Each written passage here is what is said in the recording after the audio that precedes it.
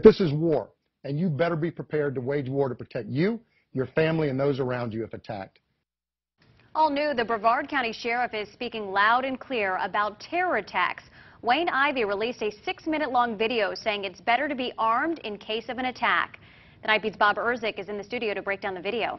That's right, Sheriff Ivey isn't mincing words. He wants people who can legally carry a weapon to have it on them at all times. He referenced the latest terror attacks like the ones in England.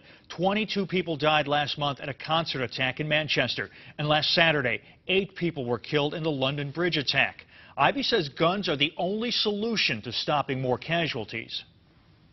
No matter who you are or what your position is on guns, there's no denying the fact that the only thing that stops a bad guy with a gun or a knife is an armed and well-prepared citizen or law enforcement officer. Really? Coaching citizens that the best way to save their life and the life of a family member, coworker, or friend is to run, hide, and tell? What's next? Ask you to run, hide, and then draw a line in the sand?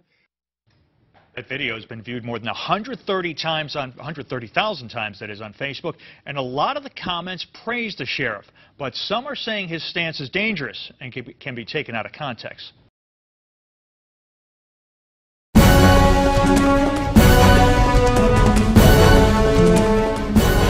Hello everyone, I'm Sheriff Wayne Ivey and you're on scene with the Brevard County Sheriff's Office. Like each of you, I am sickened and deeply concerned about the cowardly attacks that are taking place around the world. Attacks where defenseless citizens are being murdered and critically injured. Terrorists and active shooters are using every weapon available to target citizens.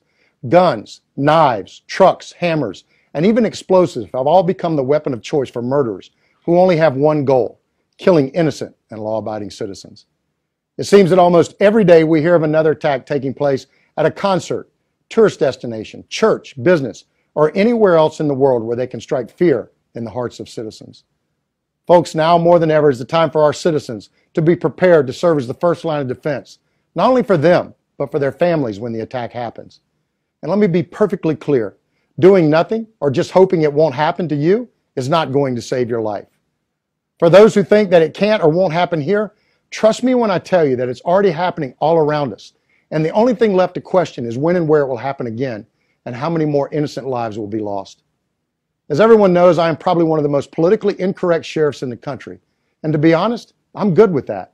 What I'm not good with is sitting back waiting on the emergency to happen. Or even worse, sitting back and saying it won't happen here or it won't happen to me. Preparing Americans to protect themselves is a conversation we need to have right now. And giving our citizens the ability to survive a violent attack is not only politically correct, it's the absolute best way we can help protect those we took an oath to protect. Yesterday, I saw a news story where in other parts of the world, they are telling citizens if they are attacked to run, hide, and tell. Really?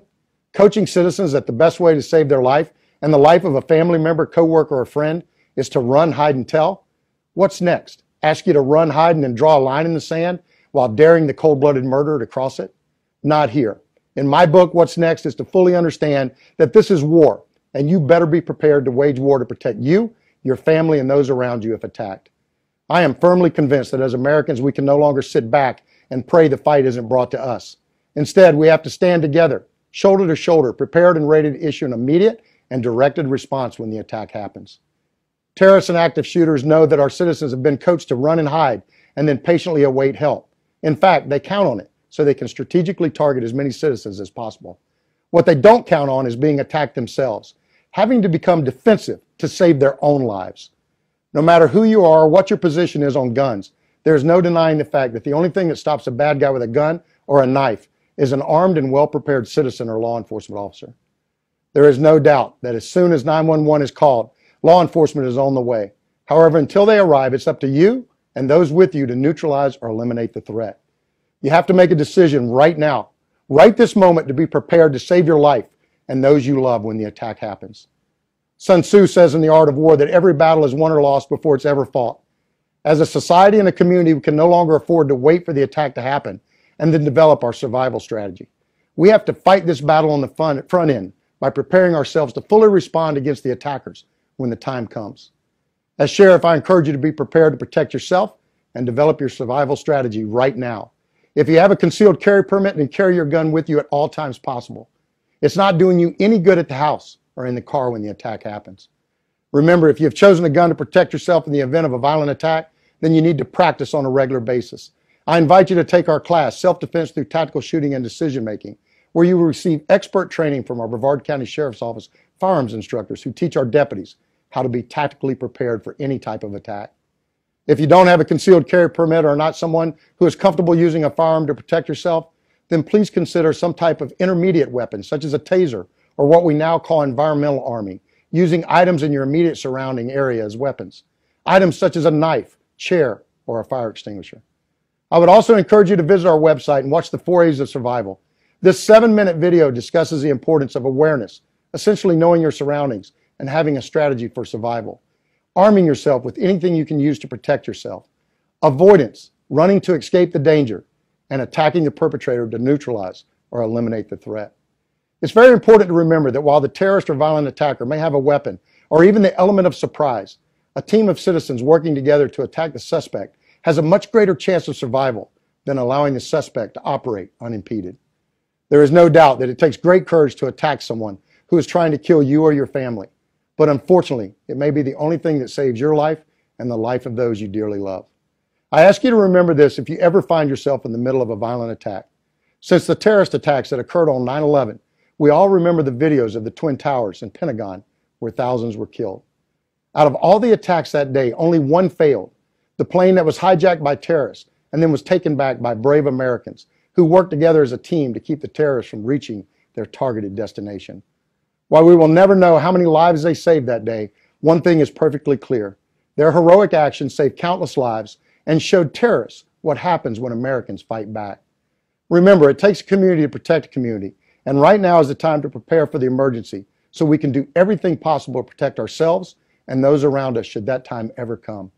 Best case scenario, you are mentally and physically prepared, and that day never happens. For more information on our Self-Defense Through Tactical Shooting class and to watch the 4 A's of Survival, please visit our website at brevardsheriff.com.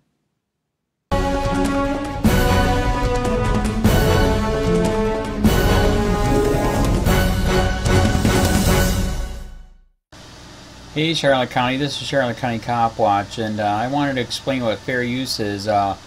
You can use pieces of news articles if you're doing it for news reporting, you have commentary, and you're doing it for education purposes. So that's what fair use is, as you can see right here.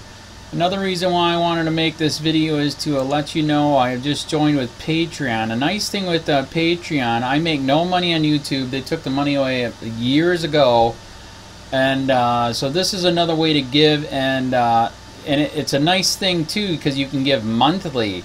You can give $1, $5, $10, whatever. I do 4 to 5 hours a day on trying to wake the sheep up on how corrupt it is and different ways that you can fight the corruption. So Patreon is a way that you can do it, and then of course the old way is still there. Donate to Charlotte County Cop Watch with PayPal or credit card.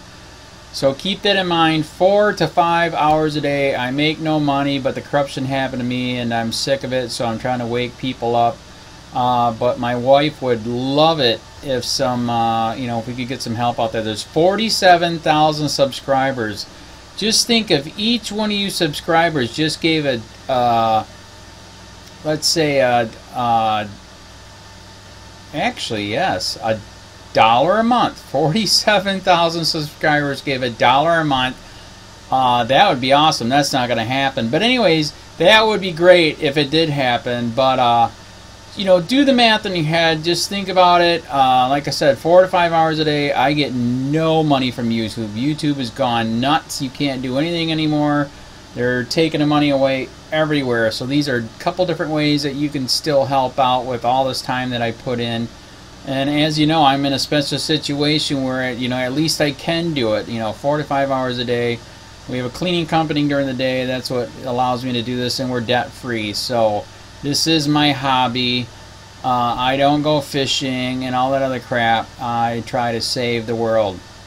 So help me out to make the wife happy, man. In fact, if you guys did give $1 a day, and there was 47,000 of you, and you did it, and each of you gave $1, and that was every month, oh my God, yes, I could quit. I could start suing them. Another idea too that we have is, if I got, you know, some funds, we could actually contact everyone that has been ticketed and or arrested and put in jail and start sending them postcards to let them know we're here and to see if everything went all right, and if it didn't, find out their story. So we could even do more investigations and more lawsuits. Lawsuits take money. So just think about that. You know, 47,000 of you so far right now. You know, $1 a day. I mean, $1 a month on Patreon, or $5 a month Patreon, 10, 20, whatever. Just do the math in your head, help out. This is a lot of work every single day. Thanks.